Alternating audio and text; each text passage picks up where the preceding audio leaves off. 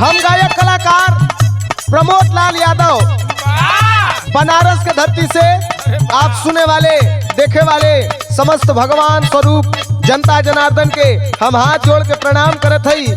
और एक गीत हमारा आप लोगन के बीच में जात बा, जैसन कि आप सब लोग जानत हुआ समाजवादी पार्टी और सुभाषपा दोनों पार्टी एक होय के एकजुट होय के काम करत बा यूपी के अंदर।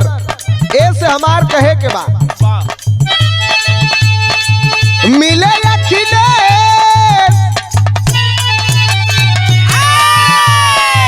मिले अखिलेश संग प्रकाश भैया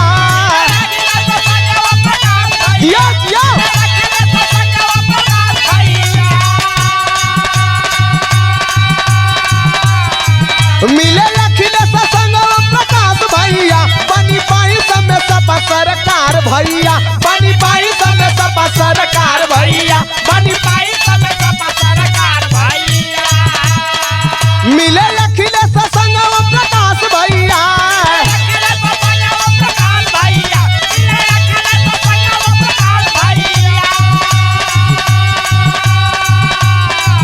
मिले अखिलेश संग प्रकाश भैया बनी पाई समय सपा सरकार भैया बनी पाई समय सपा सरकार भैया बनी पाई समय सपा सरकार भैया।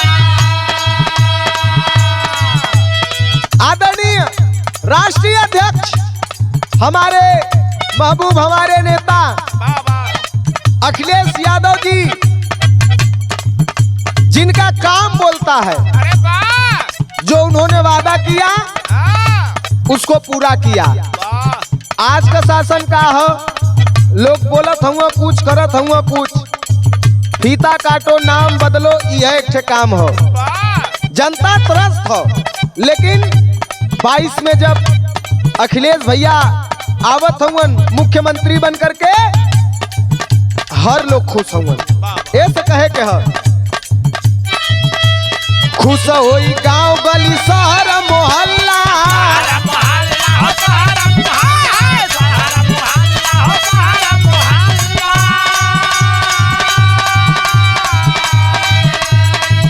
गांव गली शहर मोहल्ला सब खुश हो। काहे 22 में पगड़ी जीत का पगड़ी के करे सर बनी अरे खुश होई गांव गली शहर मोहल्ला अरे पगड़ी बनाई अखिलेश के महल्ला पगड़ी बनाई अखिलेश के महल्ला अरे पगड़ी बनाई अखिलेश के महल्ला खुशी दे सवा खुशी दे सवा का होय साहूकार भैया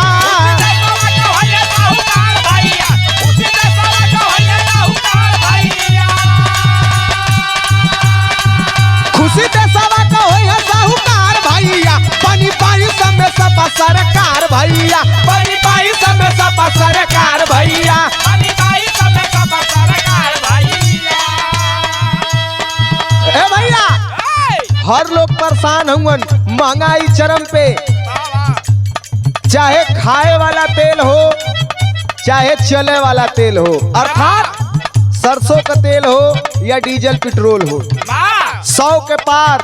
अच्छा तो एक बात बतावा, जौने तेल का दाम 120 और ओकरे बाद मन से 5 रुपया कम करके इस सोचल है कि जनता के बड़ा हम राहत दे दिली, जनता बड़ा खुश हो गई। लेकिन कहना है क्या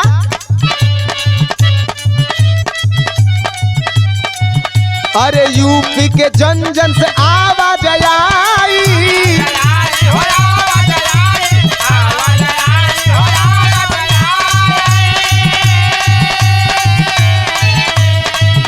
गौर कर लीजिए, बंगाल में जिस समय चुनाव हुआ था तो वहां के सभी लोगों ने एकजुट होकर के एक नारा लगाया था, खेला हो गए। और वहाँ खेला भयल, यहाँ भी एक नारा हो 22 में होबे खदेड़ा। ऐसे कहे के है अरे यूपी के जन जन से आवाज आई, अरे हो देखा दे रही है नारा लगाई, हो देखा दे रही है नारा,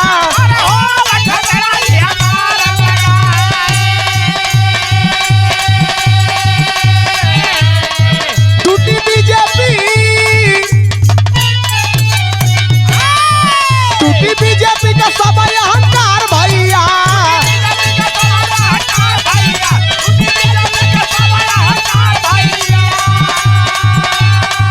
टूटी बीजेपी का सब अहंकार भैया, बनी पाई सब सपा सरकार भैया, बनी पाई सब सपा सरकार भैया।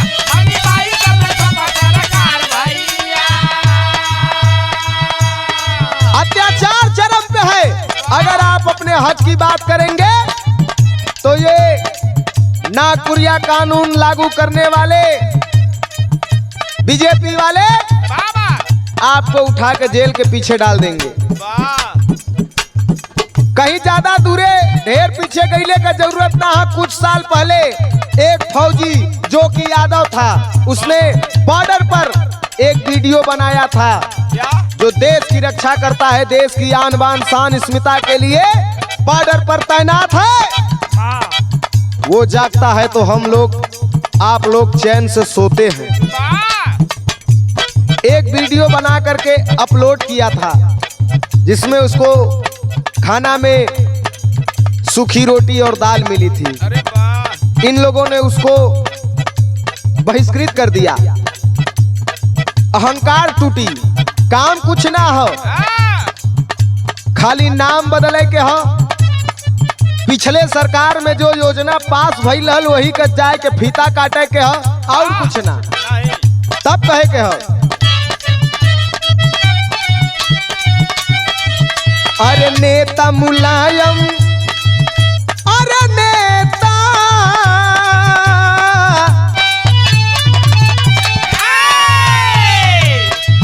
अरे नेता मुलायम सिंह के सपना पुरई है।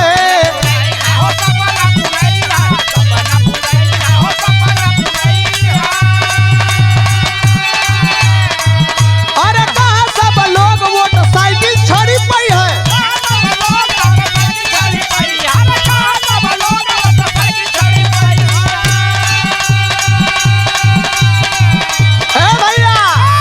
जब 22 में सपा सरकार बनता है तो दो लोग के बड़ा खुशी हो। बहुत पैसा वाला ना, गरीब घर से, मिडिल क्लास से। हमारे बड़े भैया राष्ट्रीय कुश्ती के खिलाड़ी, गया सेठ अखाड़े के पहलवान सतीश पहलवान जो इस गीत को लिखे हैं, और हम गायक प्रमोद लाल यादव, साथ में चंद्रशेखर पांडे, अजय लाल यादव, राजू मिश्रा, विजय शंकर इटवा और खर्चित से हमारे बाबूराम भैया, ई लोगन के भी खुशी हो। ई लोगन के खुशी में सतीश और प्रमोद दोनों जाने का करी है। प्रमोद सतीश, प्रमोद सतीश जीत गई है धुआंधार भैया।